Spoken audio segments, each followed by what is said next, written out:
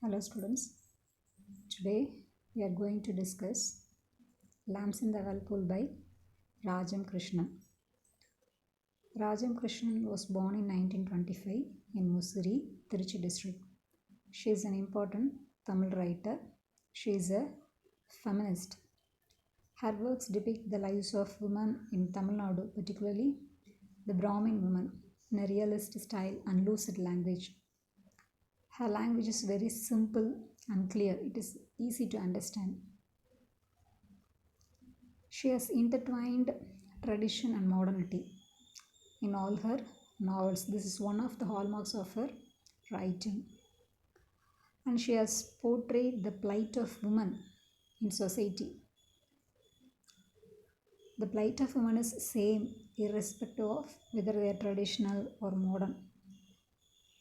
Whether women are traditional or modern, their plight is same. And her novels and short stories have been translated into various Indian languages and also in English. Rajam Krishnan is the recipient of New York Herald Tribune International Award in 1950 for a short story. And then she has got Sahitya Academy Award in 1973. And then Soviet Land Nehru Award in 1975. She has been honored with several other awards such as Kalimahal Award in 1953 and Trivika Award in 1991. The Library of Congress has 59 titles by her. These are the characters in Lamps in the Whirlpool. Girija, she is the protagonist. And then Swaminathan, he is Girija's husband. And then Bharat, he is Girija and Swaminathan's son. Ratna, she is a scholar who is engaged in feminist research. She is also a niece of Girija's husband. Roja Mami, Gauri Ammal, Hermit Widow, they are minor characters. Let's see the introduction of Lamps in the Whirlpool. Lamps in the Whirlpool was originally published as Sulalil Midakum Deebangal in 1987.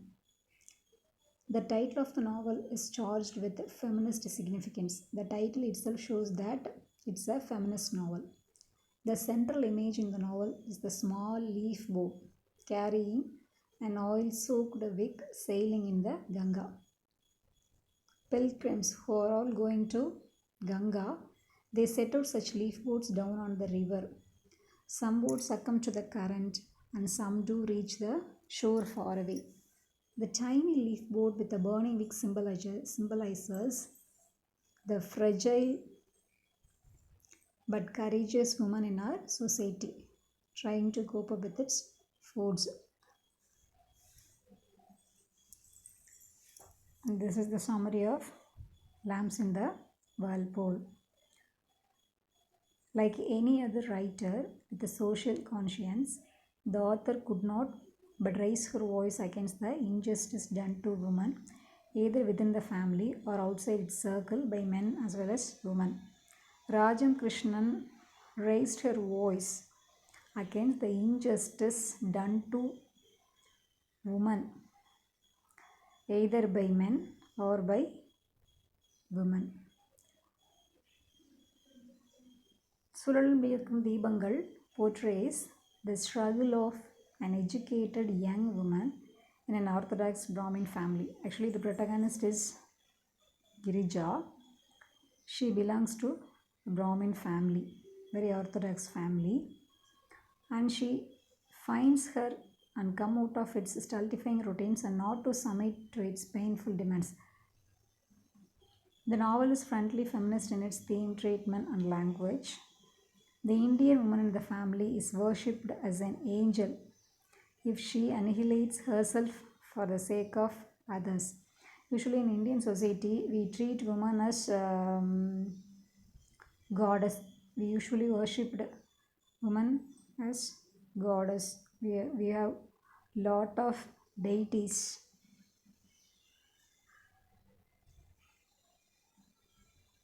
Rajam Krishnan is so irate at the self-righteous middle-class Brahmin community and makes it as a point of focus in the novel. In fact, she challenges through the central crisis of the story the legitimization of the atrocities perpetrated in the name of the family. The protagonist Girija is a typical middle class girl. She is educated only to be suitably married off and to perform the duties of a Hindu wife. Though she is an educated woman, she is allowed to do only her household duties as a typical Indian housewife. She has been conditioned to regard being a dutiful wife and daughter in law is the only goal of a woman's life. She has been told that she should be a dutiful wife and a responsible daughter in law. This must be the goal of a woman, especially married woman. She is a postgraduate and has served as a teacher in a school for 8 years before her marriage. She married Swaminathan, who is qualified and well set in life. Girija's mother-in-law symbolizes the cruelty that woman perpetrates on womanhood. Girija's mother-in-law, she is a cruel woman. She used to treat Girija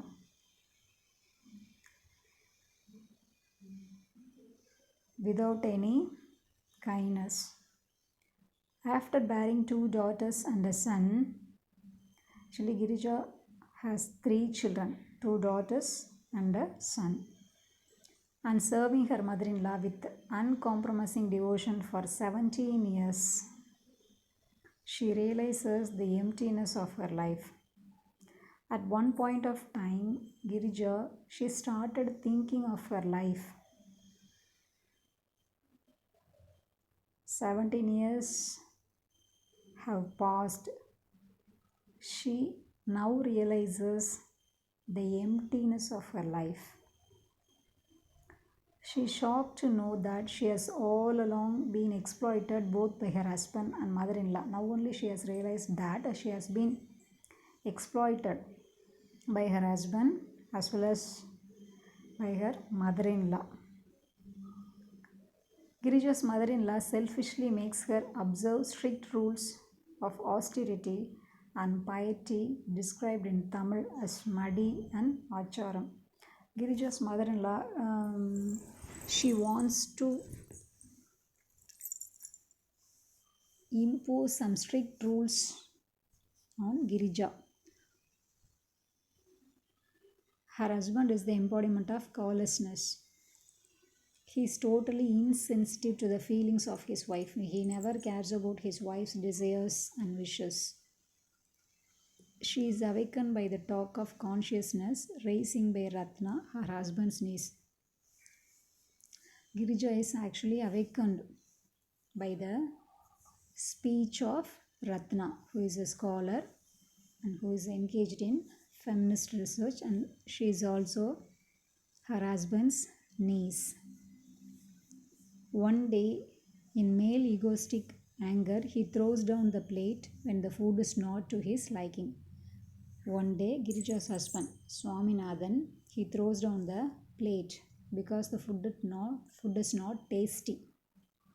He humiliates her and goes away. He humiliates Girija in front of his family and he goes away. His crude behavior shocks her and rouses her dormant sense of self-respect. His crude behavior, it makes Girija angry. After that, Girija, she leaves her home to seek some relief on the banks of the Ganga. After the humiliation she got in her family, she wants to leave her family and she leaves her family and seek some relief on the banks of the Ganga. She goes to Ganga. There She visits Rishikesh and Haridwar at the age of 46. She is able to comprehend the complexity of our lives. She meets a spiritual widow in Haridwar who has dared to defy social society after her husband's death. In Haridwar, Girija meets a spiritual widow. Girija explains her situation to the woman. Girija, she starts explaining her problems and situations to the widow. The widow advises Girija to take life in her hands and act with clarity. The widow gives some suggestions to Girija. Girija returns home with a sense of enlightenment after 4 days. After 4 days, Girija, she comes back to her house with a sense of enlightenment. But in her family, Roja Mommy exploits. Roja Mommy is one of the minor characters, maybe a neighbor. Roja Mommy exploits the doggedness of the old woman. The old woman is Girija's mother-in-law. For Madi to kindle suspicion, leading to inhumanity in the mother-in-law towards the helpless daughter-in-law.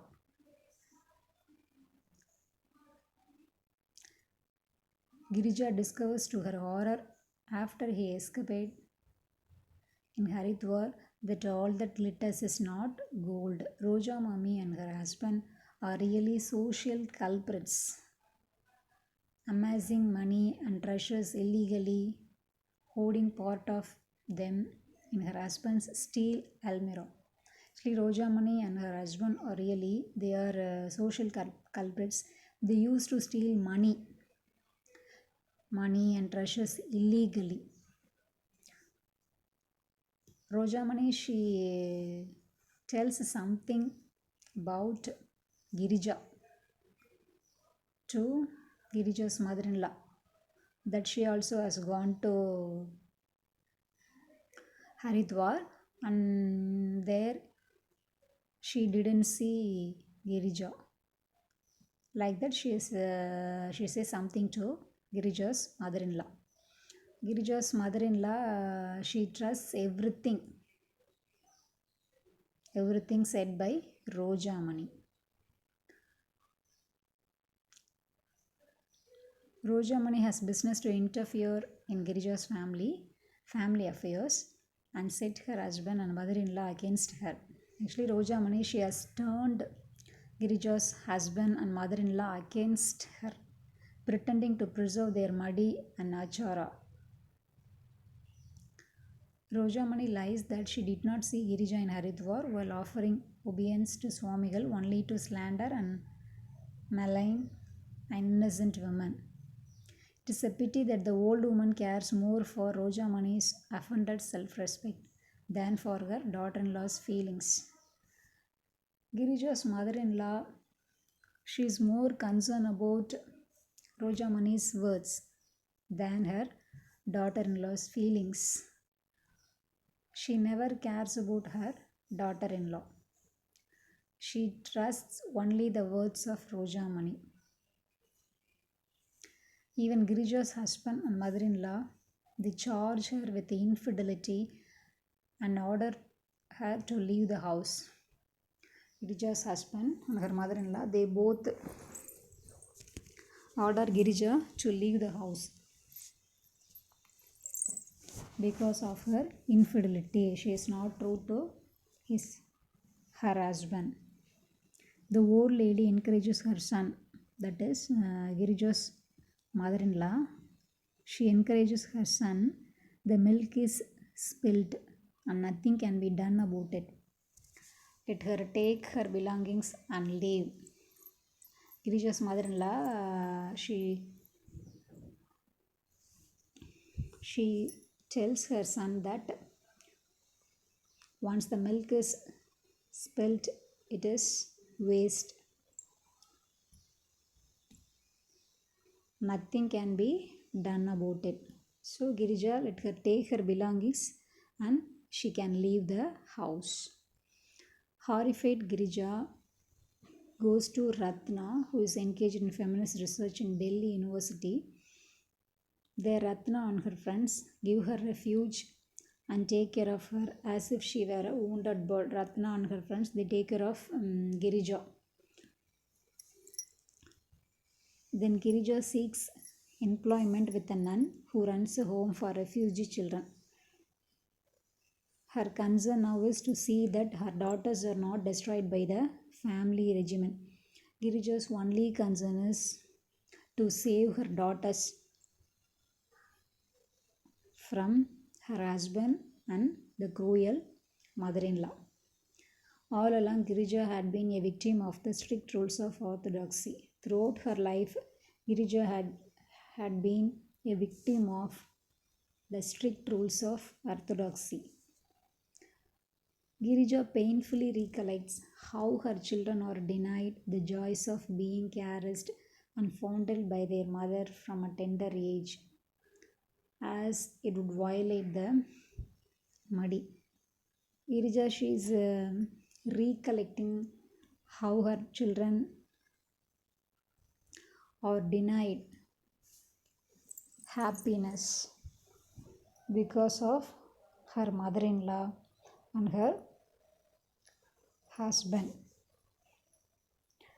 Her children, they didn't enjoy any kind of happiness which other children have. Ratna rouses Girija's consciousness by her talk.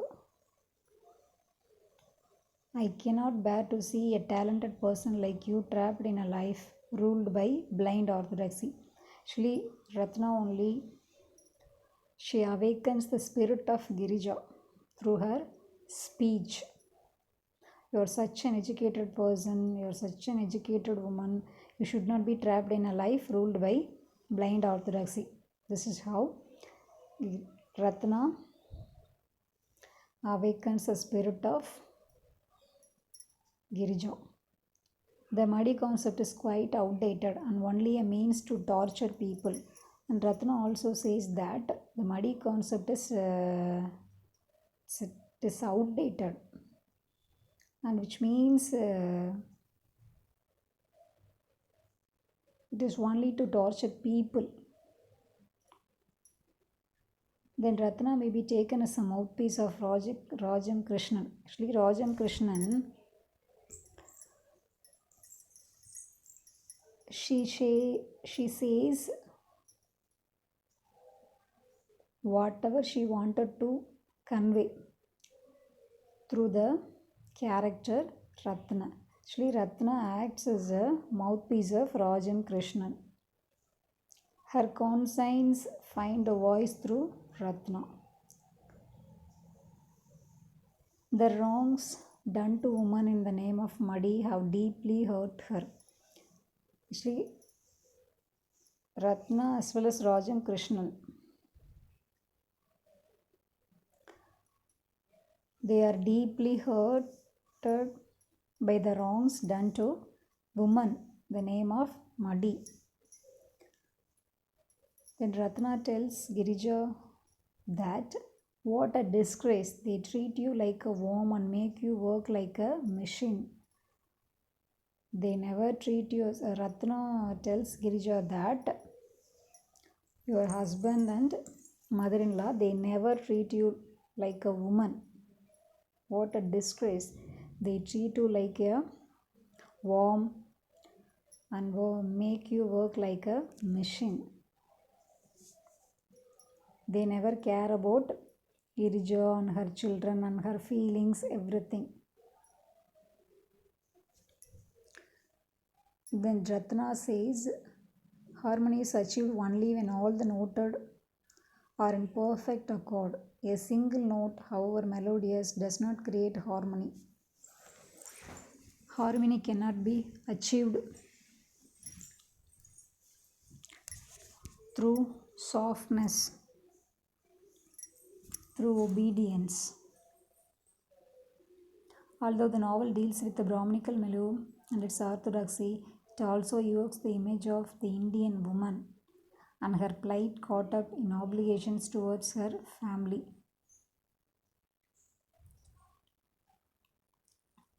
The novel shows that the plight of Indian woman.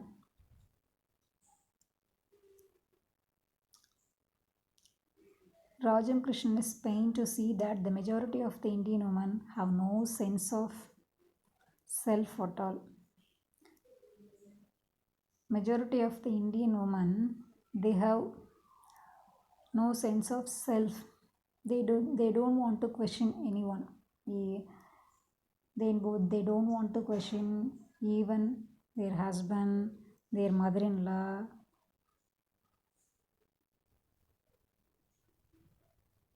Nothing. They lose their identity after the marriage. Education does not give any rationale of their life. Actually, many of the Indian women, they lose their identity once they got married.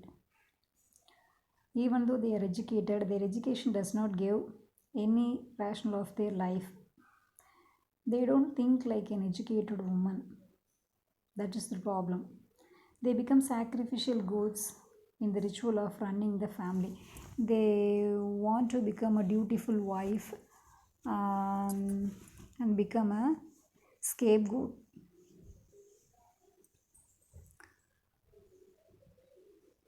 Thus, the author beautifully portrays Girija and her like, who assert their individuality or but lamps in the whirlpool of a caste and custom ridden society. But as long as there is life, there is hope.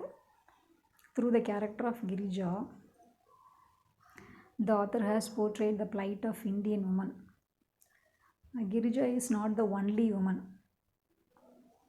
There are also many Indian women. They face or they encounter the same problems which Girija faces.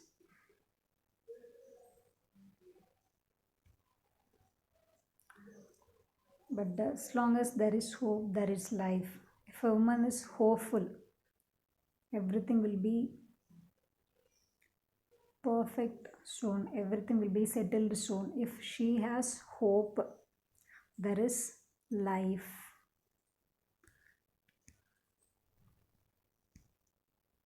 Hope you have understood Lamps in the Whirlpool. Thank you.